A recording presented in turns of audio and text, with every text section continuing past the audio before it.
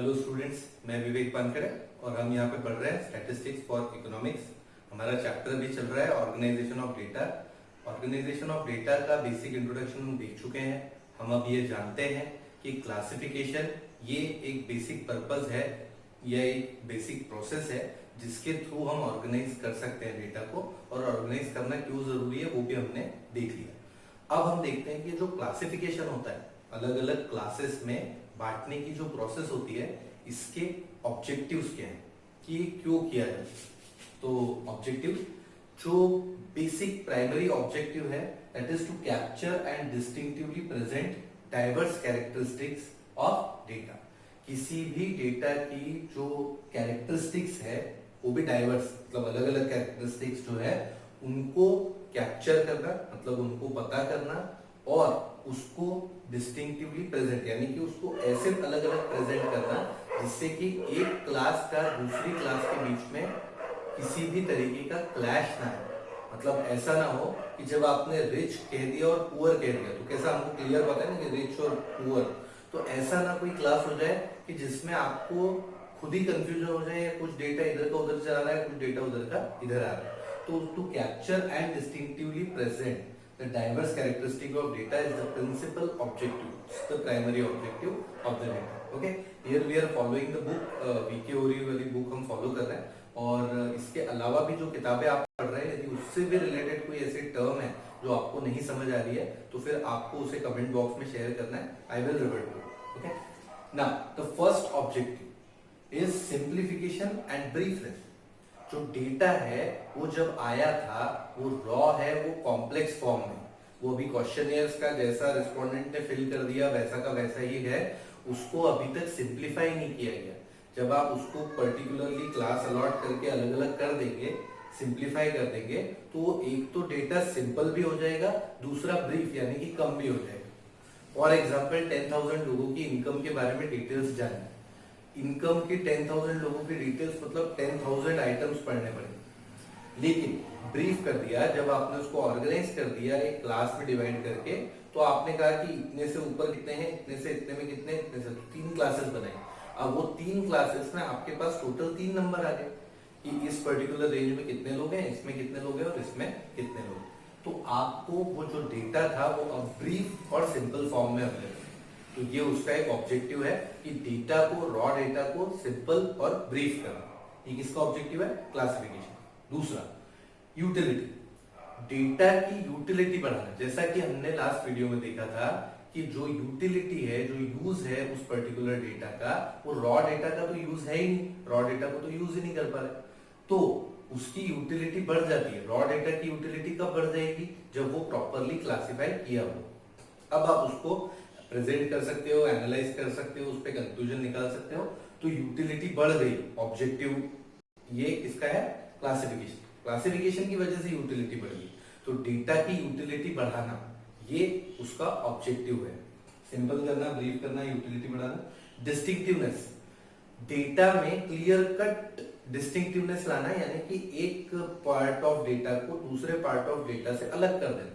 सारे सिमिलर वाले एक साथ लाके रख देना, और ऐसा ना हो कि इसका जो सिमिलर, इसकी जो कैरेक्टरिस्टिक है वो किसी और कैरेक्टरिस्टिक्स के साथ क्लैश कर रही है।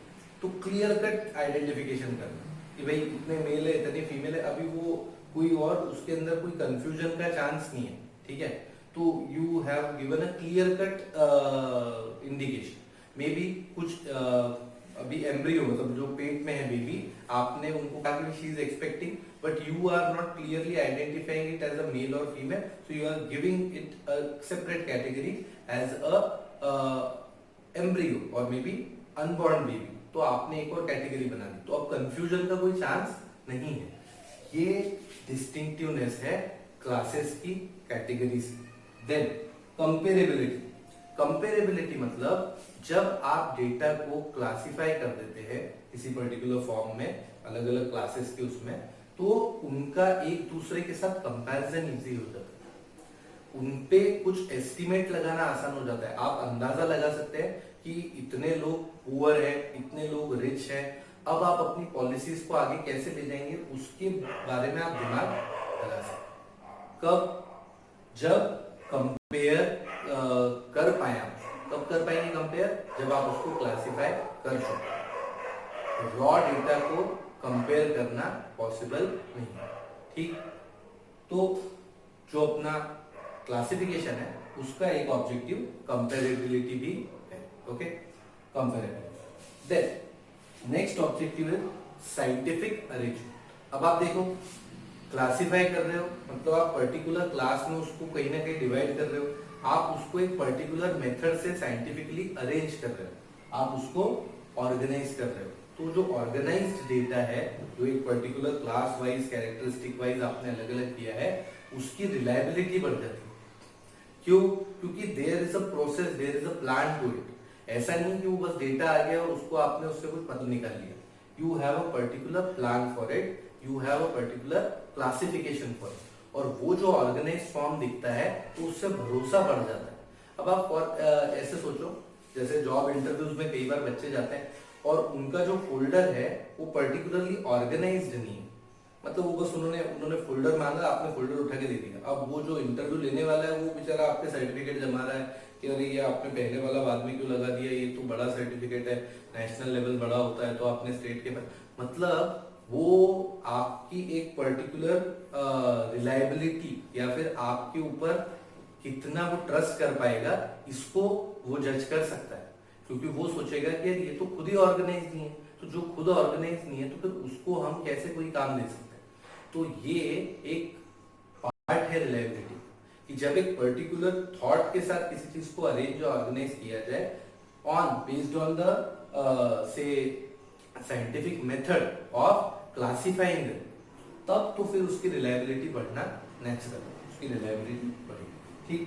Then attractive and effective, definitely well organised है, अच्छे से ग्रूम्ड है, प्रॉपरली साफ सुथरे कपड़े पहने हुए हैं, बाल वगैरह सब सेट है, शेव किया है, सब है, तो फिर वो अट्रैक्टिव और इफेक्टिव भी लगेगा। उसकी बात से कुछ ऐसा होता है ना, हमारे सामने कोई सूट वूट पहन के बढ़िया से एकदम बंदा आ जाए और हम बढ़िया है, जरा सा भी बोल के जाता है तो ऐसा लगता है क्या बोल दिया है, थोड़ी सी इंग्लिश ऐसा लगता है तो क्या फॉरेन से है, क्या उनका एक्सेंट है। तो वो उसकी बोली हुई थोड़ी सी इंग्लिश भी उसके कपड़ों के और उसके प्रेजेंटेशन की वजह से उसको एकदम स्टैंड आउट कर देती है उसको। तो ये किसी भी डेटा को अट्रैक्टिव बनाना, उसके लिए ऑर्गेनाइज भी किया जाता है। हालांकि देखो ये तो करते से हो जाता है, लेकिन ये उतना प्रायोरिटी वाला ऑब्जेक्टिव नहीं है, वो तो हो ही जाएगा नेचुरली, लेकिन अट्रैक्टिव बनाना is not that intention. Intention is useful बनाना, उसको सिंप्लीफाई करना, यूजफुल बनाना, उसको डिफरेंशिएट करना, कंपेरेबिलिटी, ये सब ज्यादा इंपॉर्टेंट है। बट हाँ, साथ साथ में अट्रैक्टिव और इफेक्टिव यदि है तो अच्छी बात है, मतलब उसको नॉलेज भी है और वो अट्रैक्टिव भी है, तो ये तो बहुत ही अच्छा कॉम्बिनेशन। ये कुछ ऑब्जेक्टिव्स हैं जो हम देखते हैं क्लासिफिकेशन। तो क्लासिफिकेशन क्यों किया जाता है, ये कुछ पार्ट, इतना अति सीरियसली और इमोशनली इन्वॉल्व होने की जरूरत नहीं है। It's a very general thing. Chapter में जैसे जैसे आप अंदर जाते हो कॉम्प्लेक्स चीजें आती जाती है, तो आप यदि स्टार्टिंग में उस चीज को लेके बहुत ज्यादा क्रिटिकल हो गए कि नहीं अरे ये ऐसा तो सोचने के तक ठीक है, लेकिन परेशान नहीं होना उसको लेकर, ठीक है। और कहीं परेशानी आए तो आप सीधे कमेंट बॉक्स में डाल सकते। तो ये क्लासिफिकेशन के ऑब्जेक्टिव्स। अब हम देखते हैं कैरेक्टरिस्टिक्स ऑफ क्लासिफिकेशन। अब कैरेक्टरिस्टिक्स क्या, यदि किसी ने क्लासिफाई कर दिया और हम उस क्लासिफिकेशन को एक अच्छा classification, it's a nice classification, बहुत अच्छे से क्लासिफाई किया, तो वो जो अच्छे से क्लासिफिकेशन करा है, उस अच्छे से किए हुए क्लासिफिकेशन को अच्छा कहने के लिए क्या क्या चीजें जरूरी, वो देखते। तो characteristics of a good classification ना, कॉम्प्रहेंसिवनेस, जितने आइटम आप कलेक्ट करके लाए हैं रॉ डेटा के फॉर्म में, उस सारे के सारे जो आइटम्स हैं, यदि वो उसमें यूज हो गए हैं और उनपे कुछ भी या कोई भी आइटम छोड़ा नहीं गया, मतलब ऐसा नहीं हुआ कि कोई आइटम लीव हो चुका है, ये वाला पर्टिकुलर आइटम है और ये किसी ने देखा ही नहीं, या इसको तो क्लासिफाई करना भूल ही गए। तो एक अच्छा क्लासिफिकेशन तब है जब वो कॉम्प्रहेंसिव हो और सारे आइटम्स को क्लासिफाई कर चुका हो। यदि वो कुछ कुछ को छोड़ता हुआ क्लासिफाई करेगा तो फिर वो एक अच्छा क्लासिफिकेशन नहीं। देन क्लैरिटी, क्लैरिटी मतलब जब मैंने किसी एक आइटम को उठा के एक क्लास के अंदर डाल दिया और फाइनली मुझे ऐसा कोई कंफ्यूजन नहीं रहना चाहिए कि अरे यार इसको ना रिच में नहीं यार इसको पुअर में रखना था। मतलब आपको क्लास बनाते वक्त इतना क्लियर कट कैरेक्टरिस्टिक्स को सिलेक्ट करना है कि आपको बाद में कंफ्यूजन नहीं रहना चाहिए। नहीं, मैंने तो कहा अब जैसे फॉर एग्जांपल मैं कहता हूँ कि यार मेरी क्लास में मैं बच्चों को कुछ टिप्स दूंगा और मैं टिप्स उन बच्चों को दूंगा जो 75 मार्क्स स्कोर करें। Students scoring 75 marks will be getting higher level tips. Now if it is 74.9, so आप क्या बोलोगे, राउंड ऑफ कर लो। फिर मुझे नहीं करना राउंड। मुझे इसलिए राउंड ऑफ नहीं करना क्योंकि मैंने तो 75 कहा। 75 किसी को हेल्प दे के नहीं, फिर 74.9 यदि मैं एडजस्ट कर लूंगा तो फिर 74.8 वाला बोलेगा कि सर एक पॉइंट का एडजस्टमेंट यदि मुझे दोगे तो मैं 9 पे आ जाऊंगा और 9 वाले को तो आप कंसिडर कर ही रहे हो। ये जो है बढ़ेगा, ये बढ़ता जाएगा। इसीलिए जब मैंने क्लियर कट कैटेगराइजेशन कर दिया है कैरेक्टरिस्टिक्स का तो उसमें कोई कंफ्यूजन नहीं रहेगा। इसीलिए हर एक क्लास का कैरेक्टरिस्टिक क्लियर रखना बहुत जरूरी है। तो क्लैरिटी आपकी इंपॉर्टेंट है किसी भी क्लासिफिकेशन की। बाद में कंफ्यूजन नहीं होना चाहिए कि अरे यार इसको तो उसमें रख सकते थे, इसको तो उसमें। इससे क्या होता है, आपके रिजल्ट की रिलायबिलिटी गलत होती है। आप देखना दुनिया में जितने भी लोग हुए ना जिन्होंने डिसीजंस लिए, वो इसलिए सही नहीं हुए क्योंकि उन्होंने सही डिसीजन लिया, वो इसलिए सही हुए मेजोरिटी लोग क्योंकि उन्होंने डिसीजन लिया। मतलब कुछ ना कुछ डिसीजन उनको लेना ही था, वो रुके नहीं रहे, स्टक नहीं हुए, वो आगे बढ़ गए, उन्होंने डिसीजन लिया and they took a further step. Okay, so clarity about the classification is important. Then homogeneity मतलब जब एक पर्टिकुलर क्लास आपने बना दी, से रिच, तो रिच वाले के अंदर सारे ही रिच होने चाहिए। मतलब जो भी उनकी कैरेक्टरिस्टिक आपने डिसाइड की उसके अकॉर्डिंग।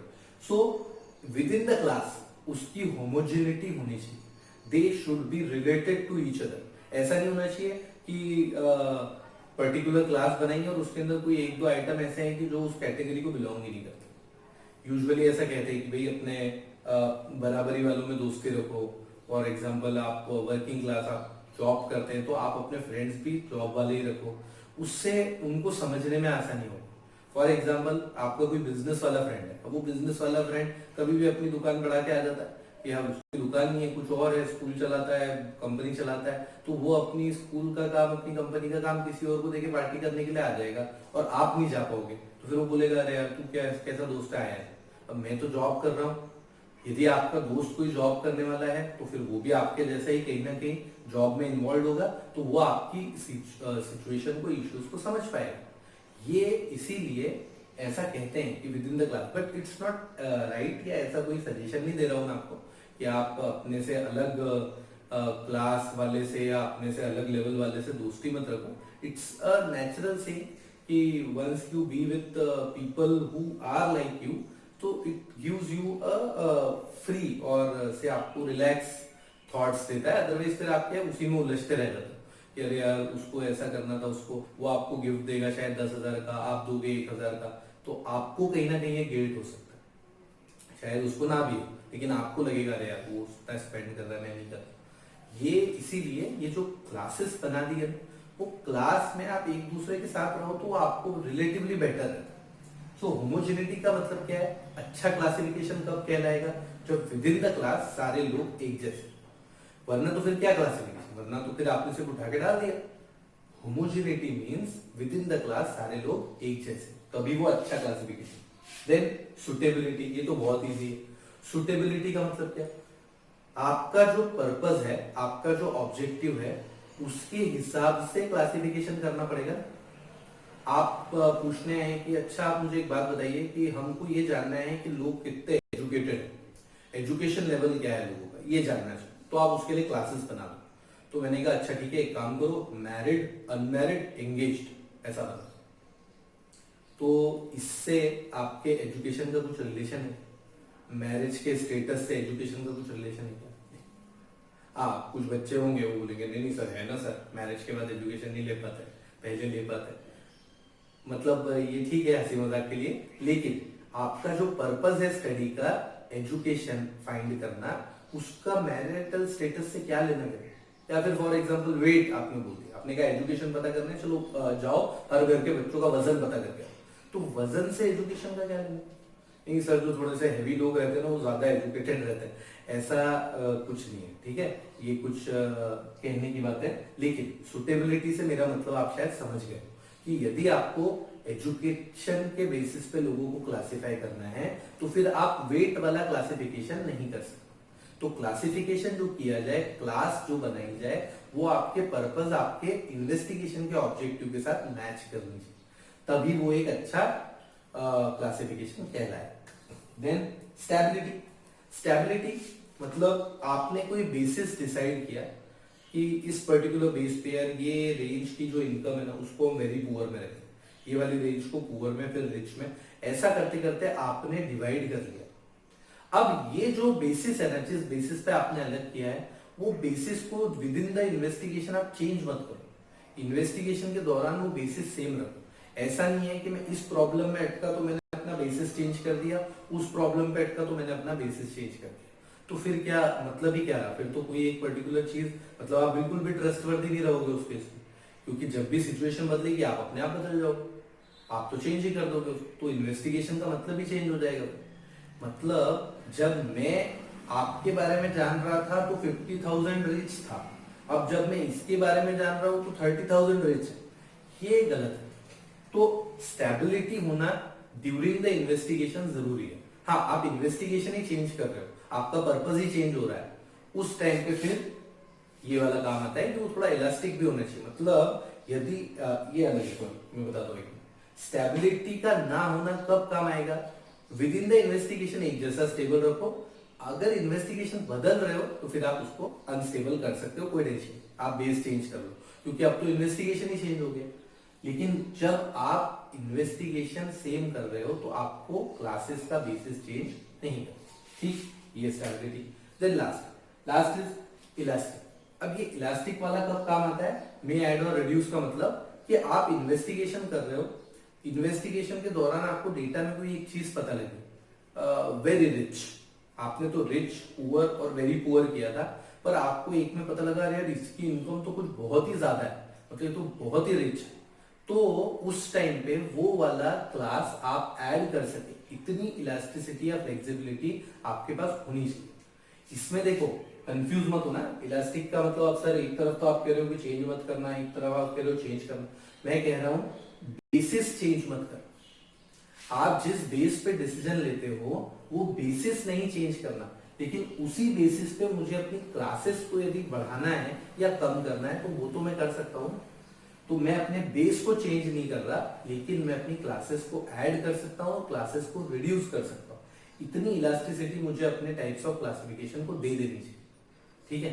वरना तो फिर क्या है, यदि मैंने उसको उस टाइप से कैटेगराइजेशन के लिए चांस नहीं दिया तो जितनी भी क्लास मैंने बताई है उतने में ही मुझे करना पड़ेगा, क्योंकि मैंने नहीं दिया है उसको पहले से कोई। तो ये थोड़ा सा कंफ्यूजिंग है, इसलिए एक बार फिर से सुनो।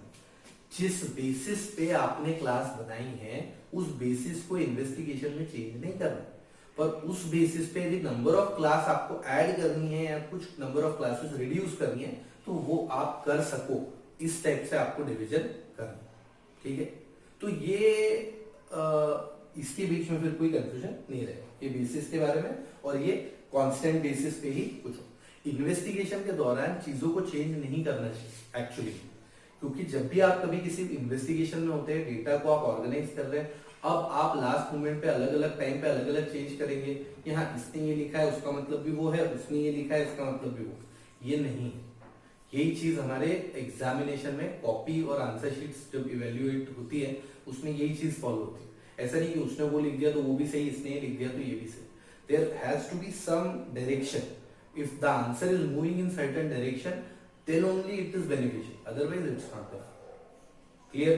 तो ये ऑब्जेक्टिव्स हैं और ये क्लासिफिकेशन के कैरेक्टरिस्टिक्स थे, जिसमें कि हमको पता लगेगा कि अच्छा क्लासिफिकेशन क्या होगा। तो यहां तक के लिए ये था। अब आगे हम चलेंगे और अब हमारी ओरिजिनल जर्नी स्टार्ट होगी ऑर्गेनाइजेशन ऑफ डेटा की, जिसमें कि हम देखेंगे कि कौन कौन से बेसिस पे क्लासिफाई किया जाता है और आगे उसके टाइप्स और पार्ट्स क्या है। ठीक, थैंक यू।